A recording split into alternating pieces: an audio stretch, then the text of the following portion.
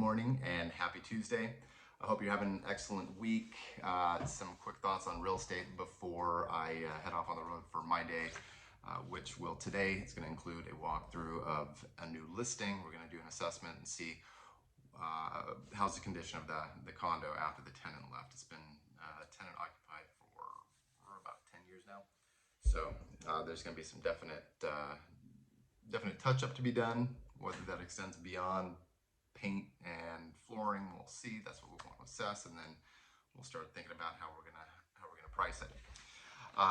So I saw this interesting tweet. Do we still call them tweets on X? From Mike Simonson, and it highlights the frustration over the conversation of housing right now.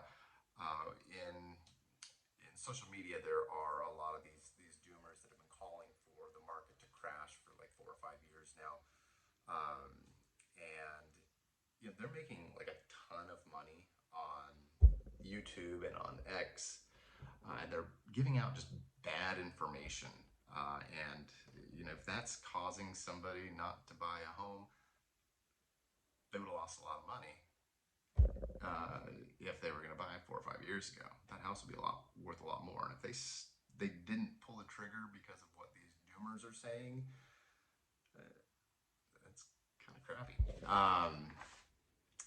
But Mike is the founder of Altos Research, and if you want a good follow, someone that is really clued into what is happening in housing on a nationwide basis and several smaller segments of the market, Mike, he's a housing analyst, much like Case Shiller Index. It's Altos Research.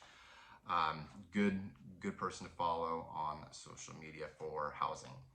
Another article, interestingly, kind of countering what those doomers are saying, is an article from MarketWatch showing, based on a survey from Realtor.com, showing that young Americans are optimistic and hopeful about home ownership. And it specifically, the survey, what is interesting, especially with what's going on with interest rates right now, it shows that they're still holding on to this dream of home ownership contingent on mortgage rates dropping to certain levels, and that it indicates that if rates fall below 7%, then 18% of those respondents are looking to buy a home this year. So that is, like I've mentioned before, 7% is kind of a magic number, a magic barrier, where above 7%, a lot of demand vanishes from the market or stays on the sidelines, and below 7%, they're jumping right back in. So that's interesting. I'd love to know, leave a comment. I'd love to know what you think. What's your perception on the housing market, whether it's in San Diego or if you're outside of San Diego? I'd love to know what is going on in your market. Yeah, as I mentioned, I'm going to be heading out to do this assessment, and we'll see what the game plan is at the condo. Always, if you're getting ready to sell, think about doing paint, think about your flooring, and then think about those smaller details that are going to make a big impact on the overall feel of the house. Your outlets and cover plates, light switches, your hardware, doorknobs, cabinets, handles and pulls. Bring those all new together will make a huge impact on the rest of the house.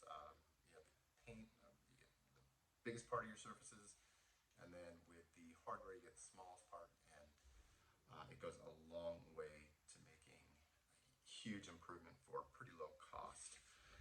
So we're gonna do that assessment today. So that is what I have going on. That's what's happening in real estate. So if you're looking to move in San Diego, make a move to San Diego, whether that's 9 days from now, 9 months from now, give me a call, text, shoot me an email. I'd love to hear from you, help you make that move a smooth one.